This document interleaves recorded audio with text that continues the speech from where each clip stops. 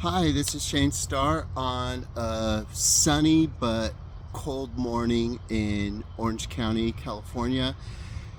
We are going to take a look at how to grow our awareness and our openness to having a greater faith. And this isn't going to be the regular, like, pray harder, go to church more. I mean, of course, those things will work, but I think there's an earlier step that can help lots of people. So last week we established, to at least to my own satisfaction, that it takes more faith to believe in a random universe than it does to believe in one that has been created, designed by a creator.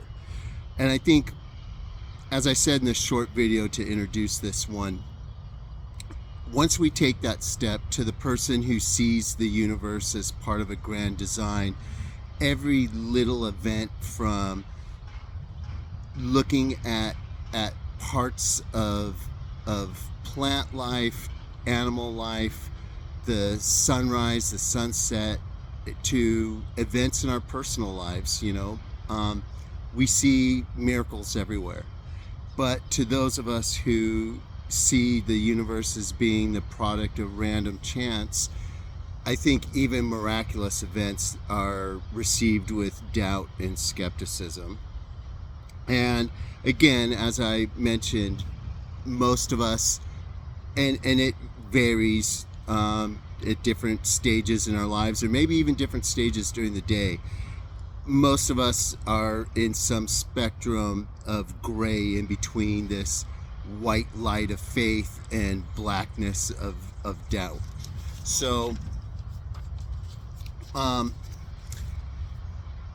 perhaps you accept that the universe is more likely the product of a design, but you're not ready to join a religion or start praying right away, or get ready for Bible study, or start going to church. So if you are in that stage, how can someone in this sort of lukewarm zone, they're open to faith, maybe they're agnostic, maybe you're thinking, okay, I believe in God, but I can't get with the whole religion thing.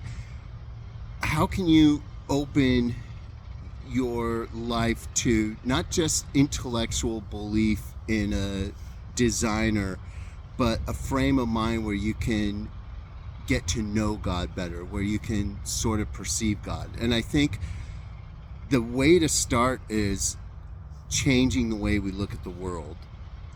In ancient Greek thought, really Platonic thought, there were philosophical concepts, which we still use today, called universals. And Plato at least thought that these qualities, universals being things like colors and shapes, things that can occur in more than one instance, there was a perfect form or idea of that in the heavenly realm that we see a mere shadow of, almost like a black and white copy of a beautiful color painting or something. But in any case, this purest form is like the quintessential idea of all values: the good, the true, the beautiful. And I think those are a good place to start when we try to sort of open our eyes, our minds, and our hearts to faith in a divine creator. So, we can sort of open that door. We still have to walk in to receive the whole thing, and that's where church and Bible study, or the study of a specific religion, comes in later. But when we think of these pure concepts, what is truly good, what is truly true, what is beautiful, and then when we contemplate the mysterious altogether, those are four categories I'd like to explore in greater detail now. So let's start with the true. So you believe the universe is more likely the work of a designer than random chance. I think a good place, if you have a scientific mind and a mathematical mind, think on the concepts of the laws of physics and mathematics altogether. Geometry, physics, logic, these processes, how beautiful theories are when they come together and make sense. When you get answers to questions that you're asking and you can see the proofs and theorems right there. Logical equations, mathematical equations, there's a certain beauty in that. And when you see those truths and you see them as part of a greater arrangement of the whole universe that has a purpose, and how wonderful is it to have a universe where truth is possible, where mathematics works, where there is such a thing as the laws of physics, and we can investigate those laws and test those laws and benefit from our knowledge of those laws. I think focusing on those parts of the world, if that's where your mind naturally occupies in that area, I think that will help grow you closer to God in that way. In a closely related sort of logic or truth comes not so much theoretical logic like we just discussed, but practical logic and order. These are processes, mechanisms of the world. Now, some people have a problem of evolution. I personally don't.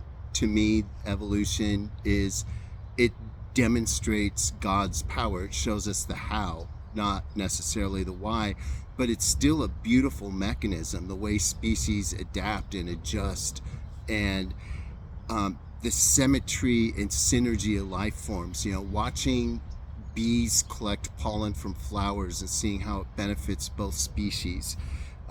Things, at work even, order, organization, correct processes, efficiency, the way we can build machines and watch them working in precision and, again, efficiency.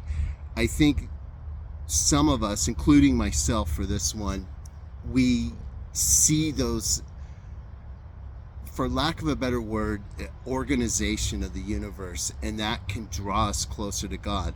I would think that many of, one thing to open up a little bit about myself that brought me closer to God were Aquinas' 5 proofs of God's existence. And I think they fall under this sort of practical logic and order. Now, most of Aquinas' modern day critics look at his summaries, but if you go deeper than that and look at the arguments themselves in his great work, Summa Theologica, you'll find a more precise and comprehensive explanation of those proofs that I think makes sense to most of us. And for me, focusing on that practical logic and order, like proofs of cause, proofs of dependency, proofs of design, like if you found a watch in the desert, you would assume that someone made it, but that's analogous to the whole world, the way the laws of physics work together with life on this planet, all the things that had to happen so carefully in order for life to exist and flourish here. Those are parts of the Platonic idea of the true that can bring some of us, including myself in this case, closer to God. Now we move to the good, and here we have personal goods like love of friends, love of family, love for romantic partners. And I think in this case, this is where a lot of people find God, is through love. And after all, Christ talked about that himself. All great religious figures have discussed love at some point or another in their teachings. And that sense of care, that ultimate concern for another being, even a pet, it's something special, and many of us can find God through that. The Apostle Paul said God is love, and I think there's truth to that. God exists in all of these values that I'm discussing right now.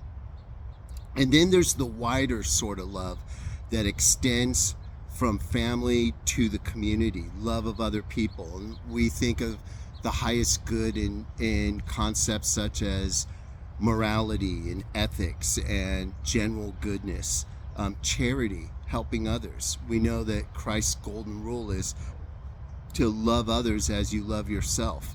And Jesus said that encapsulates the whole of the law. So I think this is where most people find God. Again, for me, it was more in that search of the true, but and then the next one also. But for most people, I think it comes in this concept of love, not just personal love, but extending into charity and care, shown and demonstrated by actions for other people. Next, and this is my favorite one now to this day, at this stage of my life, is the beautiful.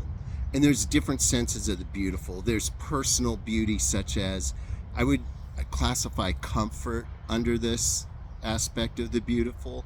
And that extends to just everyday things. You can find God in the simplest of things, good meals, a pleasant rest, relaxation, a cold glass of water, pleasant textures, fresh coffee, the smell of a rose, physical pleasure, the feeling of well-being, when you're healthy, how good it feels, after a good workout or while you're working out. And that extends into beauty as most people understand it.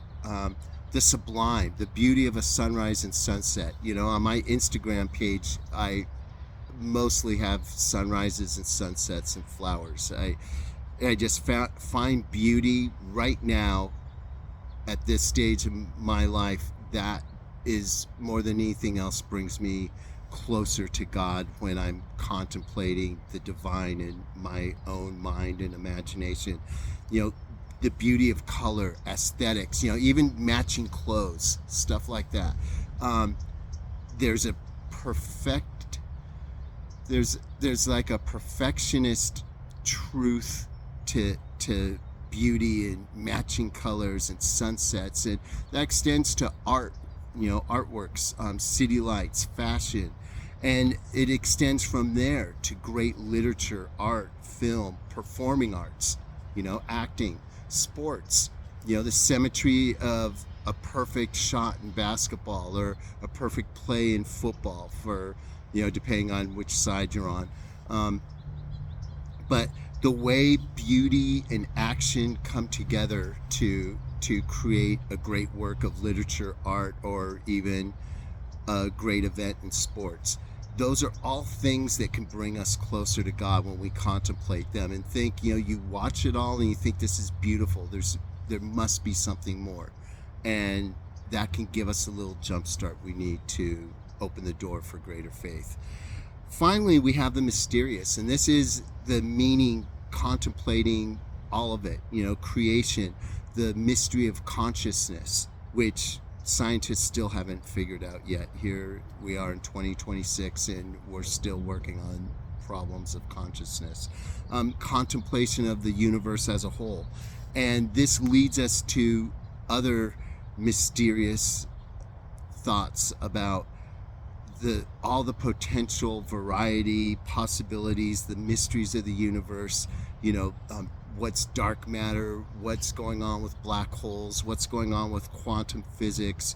All of these are expressions of the divine also. And, even the unknown things. And I just think it's beautiful, and I think it's wonderful. And I think for those of us interested in the mysterious part, I think that can bring you closer to God. So what do I think about all of this in conclusion? I would say, to be sure, reaching towards faith in these various ways, the true, the good, the beautiful and contemplating the mysterious, these aren't going to get us from point A to point Z. You know, they're not going to get us from agnosticism to a close relationship with the living God. But maybe through these features of life, they can get us to a place of being mentally and emotionally and maybe intuitively up to a place where God can reach us, you know? So I think seeking God in these ways helps us find meaning, purpose, and a deeper connection to reality, to the universe itself. And with this fresh sort of faith/knowledge, it guides us towards our ultimate fulfillment in God. So that's all I have for today. Next week, we're going to talk about heaven, what it might look like, and most importantly, how to get there. That's all we have. See you next week. God bless.